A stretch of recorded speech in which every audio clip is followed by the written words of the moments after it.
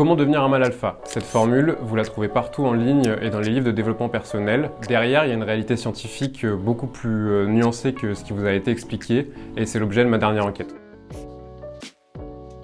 Au service Sciences de l'Express, on s'intéresse régulièrement à la diffusion de fausses informations scientifiques en matière de santé. Je me suis intéressé à celles qui circulent dans les milieux masculinistes, et de là, j'ai notamment découvert que le terme mâle alpha, qui est une réalité biologique, était utilisé à tort et à travers pour expliquer des choses souvent fausses en réalité. Quand j'étais adolescent, je regardais pas mal de vidéos de musculation, et souvent le terme de mâle alpha est utilisé, donc c'est assez présent en ce moment sur TikTok, parce que la question de la masculinité fait recette en ligne.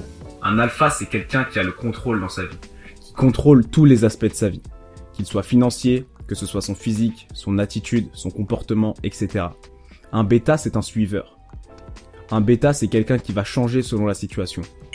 Ouais, c'est super intéressant ça, parce que le youtubeur dit qu'en fait il y a des comportements associés au mâle alpha et au mâle bêta, ce que la littérature scientifique montre, ce que les zoologistes et les ethnologues qui vont voir les animaux observent, c'est qu'il y a plusieurs stratégies pour devenir un mâle alpha. On peut se battre, les chimpanzés le font beaucoup, mais on peut aussi nouer des relations amicales, protéger les plus faibles, nouer des alliances, puis on peut aussi hériter de la position d'alpha qui est la position de domination quand elle existe, parce qu'elle n'existe pas tout le temps. Souvent, les youtubeurs font allusion au loup, qui serait le mâle alpha par excellence, parce qu'il prendrait la tête de la meute en se battant à mort. Sauf qu'en réalité, les loups, ils vivent pas en meute. C'est une fake news scientifique.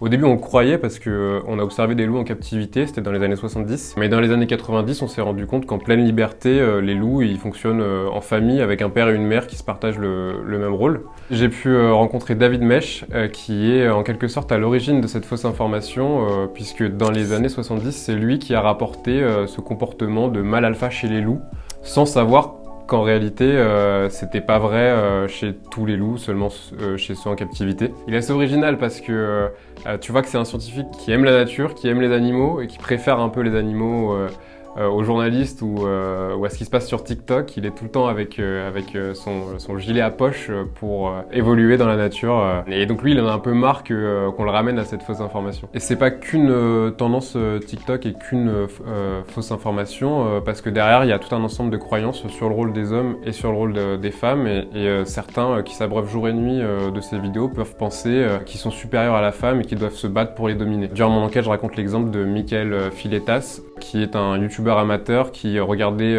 des vidéos sur le mâle alpha jour et nuit et qui a fini par tuer son ex-compagne.